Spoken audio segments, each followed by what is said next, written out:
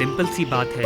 तो दो किस्म के लोग होते हैं, एक वो जिनको ट्रैवलिंग का शौक़ होता है, उन्होंने खूब सारी ट्रैवलिंग भी कर रखी होती है, वो इसके आदी भी होते हैं और वो इस चीज़ में एक्सपर्ट भी होते हैं। और जो दूसरे वाले हैं जिनको ट्रैवलिंग का तो शौक़ होता है लेकिन उन्होंने ना ट्रैवलिंग कर रखी होती है, ना वो इसके आदी होते हैं, और एक्सपर्टीज़ की तो बात रहने ही दें। मैं वो सेकंड वाला हूँ भाई।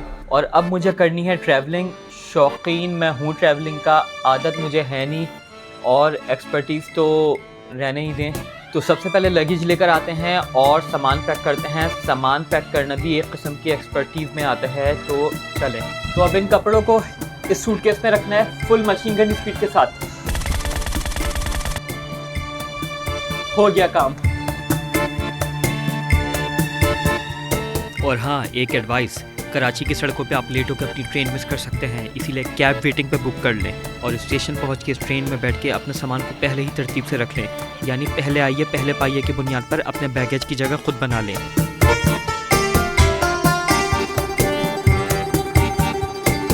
ये क्या है?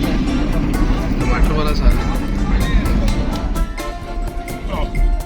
और सफ़र शुरू होते के साथ ही कराची के जायके से कुछ ये सोचकर लुत्फ़अंदोज़ हो रहे हैं, न जाने फिर कब हम यहाँ लौटें और फिर कब यही जायके हमें दोबारा से लुत्फ़अंदोज़ करें।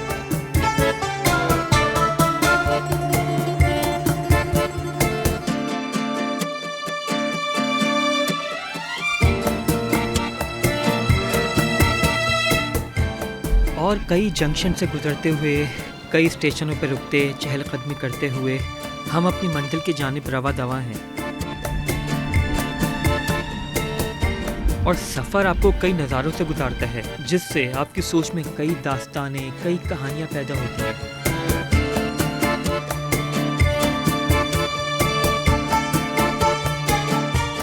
कई सरसब्ज़ खेत तो कई घने दरख्तों के लहलहाते बागात, कहीं आर्जी क़यामगाहें, कहीं कच्चे कहीं पक्के घर। ये सोचते हैं हम कि हम तो अपने ठिकाने से चले आए हैं, ये भी तो किसी का ठिकाना है। किस तरह लोग यहाँ पे अपनी ज़िंदगी बसर करते होंगे, कितना फ़र्क होगा हमारे तर्ज़ ज़िंदगी में और इनकी तर्ज़ ज़िंदगी में।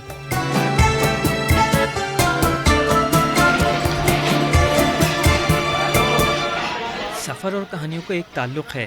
वो कहानियाँ शायद आपने किसी से सुनी ना हो, लेकिन वो आपके दिमाग में जन्म लेती रहती हैं, एक के बाद एक सवाल खोलती रहती हैं, और उसका जवाब भी हम खुद ही तलाश करते हैं, या फिर अपने साथ मौजूद मुसाफिरों से ही उसका जिक्र छेड़ के कुछ तबादला ख्याल कर लेते हैं।